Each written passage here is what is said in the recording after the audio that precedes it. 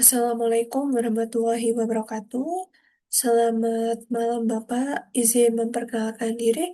Nama saya Mei Ayu Rahmadiani dengan nomor induk mahasiswa 2401001020438 dari kelas AK 802 mata kuliah Special Topics in Accounting. Pada kesempatan hari ini, saya akan mempresentasikan hasil dari penugasan ujian akhir semester mata kuliah Special Topics in Accounting.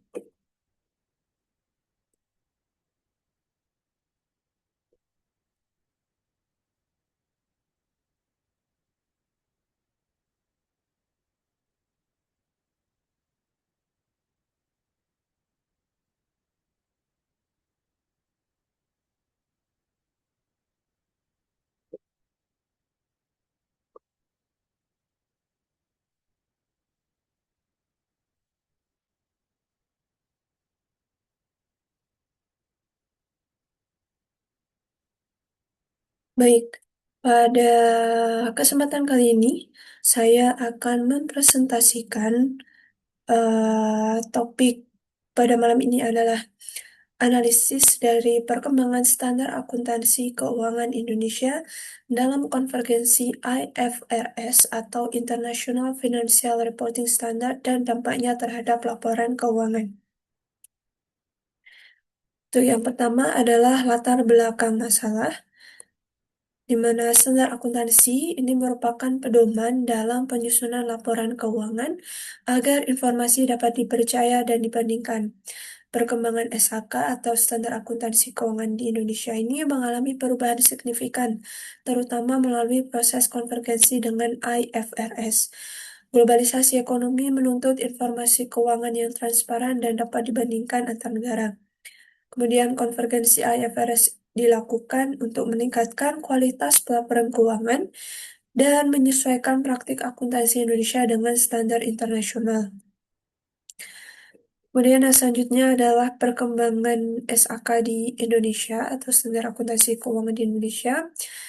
Dimulai pada tahun 1973 dengan diterbitkannya Prinsip Akuntansi Indonesia atau PAI.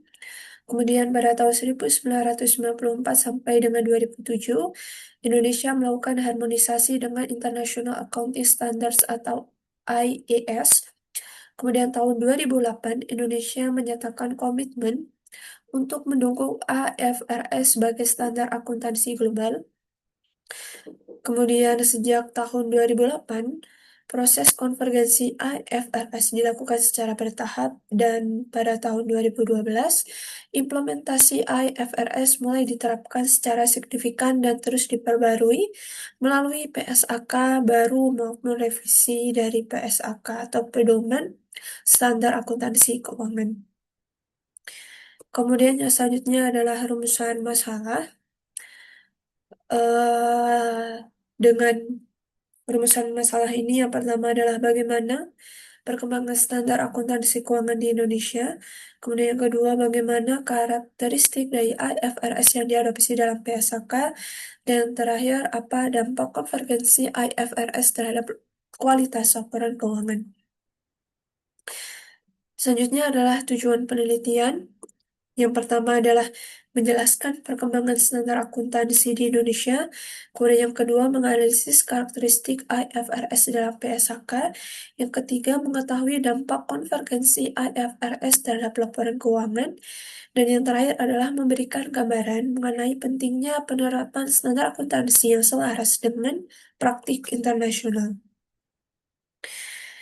Selanjutnya adalah manfaat penelitian.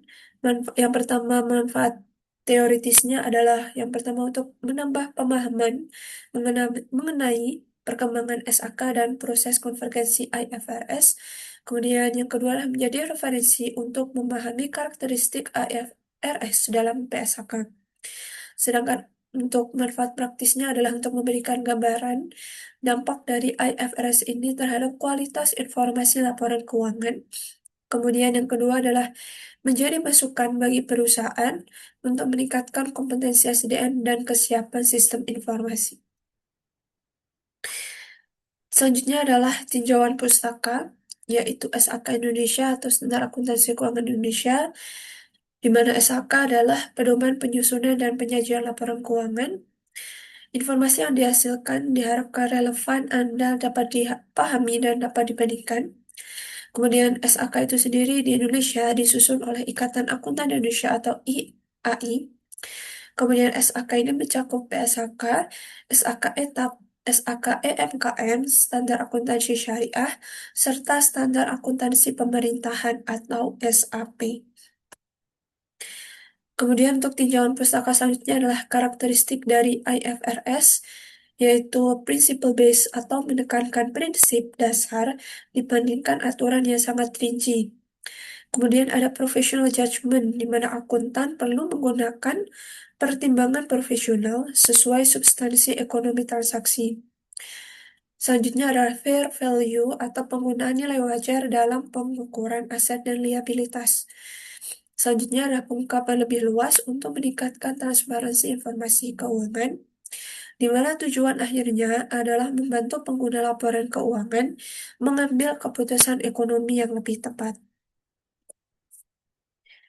Selanjutnya adalah konvergensi IFRS dalam PSAK adalah upaya dalam menyelaraskan SAK Indonesia dengan standar akuntansi internasional. Pada PSAK 71, di mana instrumen keuangan memperkenalkan metode expected credit loss dalam penurunan nilai aset keuangan. Kemudian PSAK 72, pendapatan dari kontrak dengan pelanggan menggunakan model 5 langkah atau 5-step model. Kemudian PSAK 73 yaitu sewa, itu mengatur pengakuan aset hak guna atau right of use aset dan liabilitas sewa. Konvergensi menggasar pendekatan dari rules based menuju principle based. Selanjutnya adalah dampak terhadap kualitas laporan keuangan. Transparansi meningkat karena adanya tuntutan pengungkapan informasi yang lebih luas. Itu yang pertama. Kemudian yang kedua adalah comparability meningkat sehingga laporan keuangan perusahaan Indonesia lebih mudah dibandingkan dengan perusahaan di negara lain.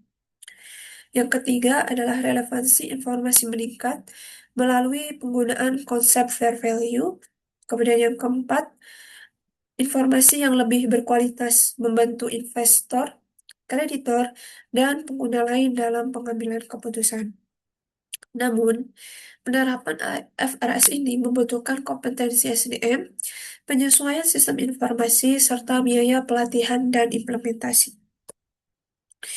Selanjutnya adalah metode penelitian, di mana jenis penelitiannya adalah studi kepustakaan atau library research. Kemudian sumber data yang digunakan adalah data sekunder dari literatur, kemudian standar akuntansi, materi perkuliahan, dan referensi terkait AFRS atau PSAK.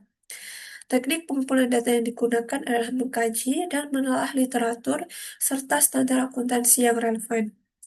Untuk teknik analisis datanya adalah deskriptif kualitatif dengan mengidentifikasi dan menguraikan perkembangan SHK, karakteristik IFRS, serta dampaknya terhadap laporan keuangan. Untuk fokus analisis yang digunakan adalah perkembangan standar, proses konvergensi, dan kualitas informasi laporan keuangan. Selanjutnya adalah mengenai kesimpulan, yaitu perkembangan SAK Indonesia ini mengalami perubahan signifikan melalui proses konvergensi dengan IFRS, PSAK 71, PSAK 72, dan PSAK 73 menunjukkan penerapan standar yang berorientasi pada praktik akuntansi internasional. Konvergensi meningkatkan transparansi, relevansi, dan daya banding laporan keuangan. Keberhasilan penerapan membutuhkan SDM yang kompeten, sistem informasi yang siap, serta pemahaman standar yang memadai. Kemudian sarannya adalah perusahaan itu pertama perlu meningkatkan kompetensi SDM melalui pelatihan dan pengembangan akuntansi keuangan. Yang kedua, perusahaan perlu menyesuaikan sistem informasi akuntansi dengan perubahan standar.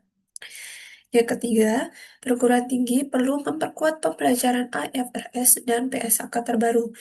Dan yang terakhir, regulator dan organisasi profesi perlu terus melakukan sosialisasi dan memberikan panduan penerapan standar. Baik, terima kasih.